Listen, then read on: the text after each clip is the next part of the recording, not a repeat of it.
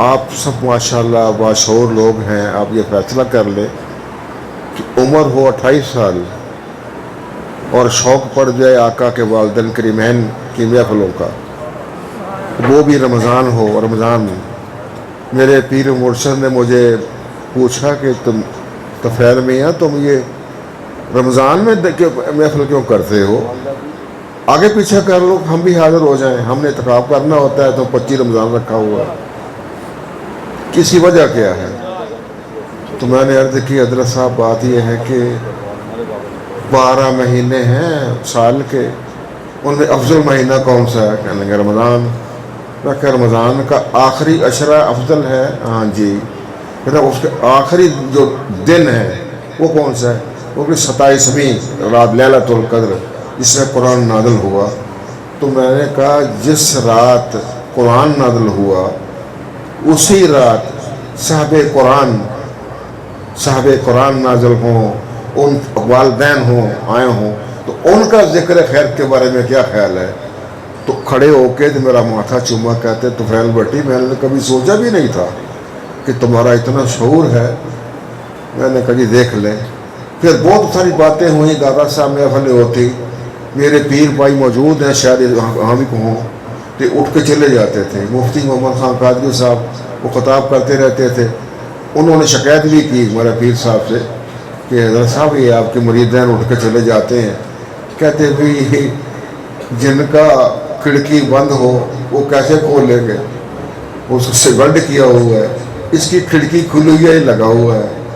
41 سال الحمدللہ بہت سارے دوستوں نے، پچھلی محفل جو رمضان میں ہوئی ہے مہینہ ہو گیا ہے، جو بچے میرے ساتھ کام کرتے ہیں انہوں نے گھی کے چراغ جلائے ہیں، گھی دیسی گھی کے، تو وہ چراغ جلا رہے تھے، پیچھے مڑ کر دیکھا تو گھوڑوں پہ سوار تھے، تو وہ گھبرا گئے۔ انہوں نے کہا کہ یہ ایک لڑکا میرے پاس آیا، کہتا بابا جی وہ میں نے کیا دیکھا ہے؟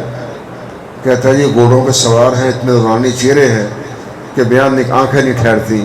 میں نے کہا خوش بخت ہو، جن کی محفل میں آئے ہو نا وہ خود بھی ہیں اور ان کے ساتھی بھی ہیں۔ تو وہ پھر آپ خود فیصلہ کر لیں کہ جب ایسی چیزیں آپ کے سامنے آئیں یا آپ کے ساتھ پیش ہوں تو آپ پیچھے رہیں گے؟ نہیں رہیں گے۔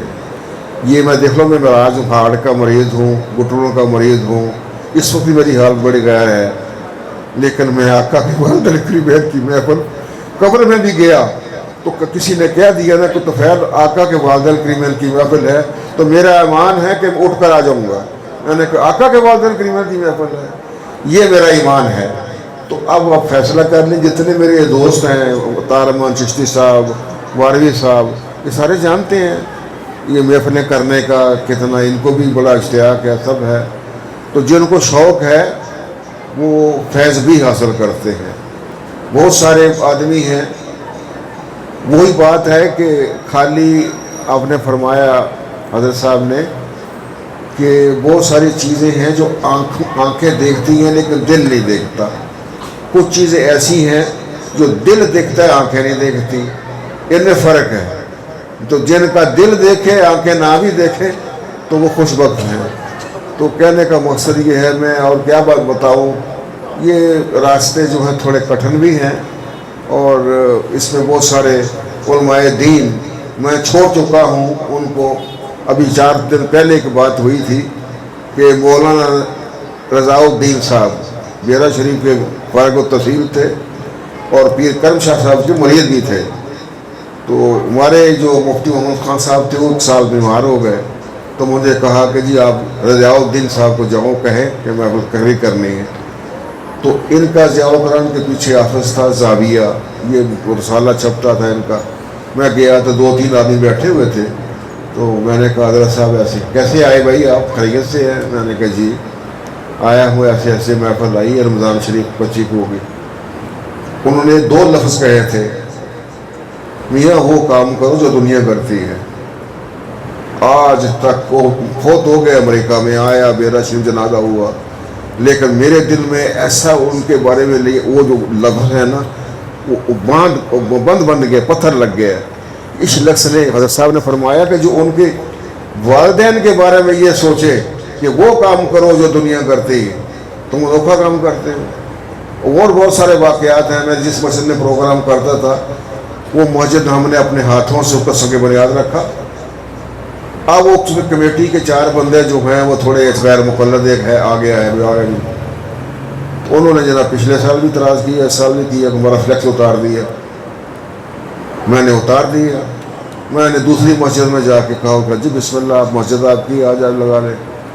وہ میرے پاس آئے، سارا کچھ کیا، حاجی صاحب معاف کر دیں یہ میں کہ نہیں ہو سکتا۔ تم نے کہا کہ جی پروول لاؤ، میلاد والدین کا کرنے کے لیے پروول لے کے آؤ۔ کس سے لے کے آؤ؟ 4 آدمیوں سے، جس جو کہ ایک غیر مقلد ہے اور دوسرے جو ہم نے کیا کہوں کہہ نہیں سکتا، اور آپ خود سمجھ لیں کہ وہ آدمی کون ہو سکتے ہیں۔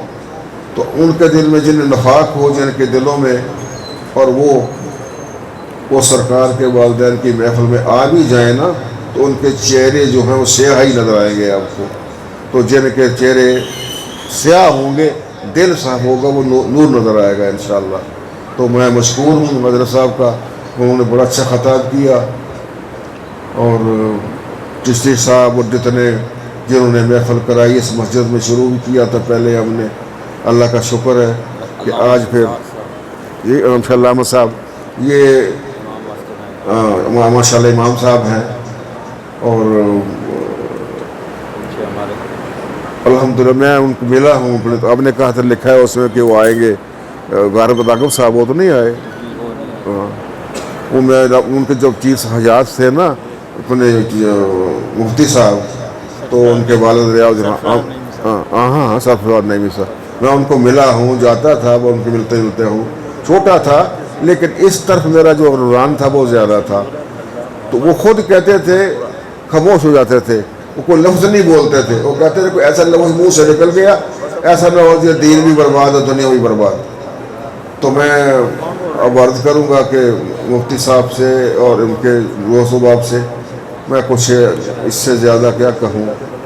بہت واقعات ہوتے ہیں جو بیان نہیں کیے جا سکتے، وہ محسوس کیے جا سکتے ہیں۔ وہ چیزیں ایسی ہیں، اب دیکھیں سب کو، کسی کو اڑتی مکھیاں نظر آتی ہیں، کسی کو بیٹھے ہوئے آدمی بھی نظر نہیں آتے۔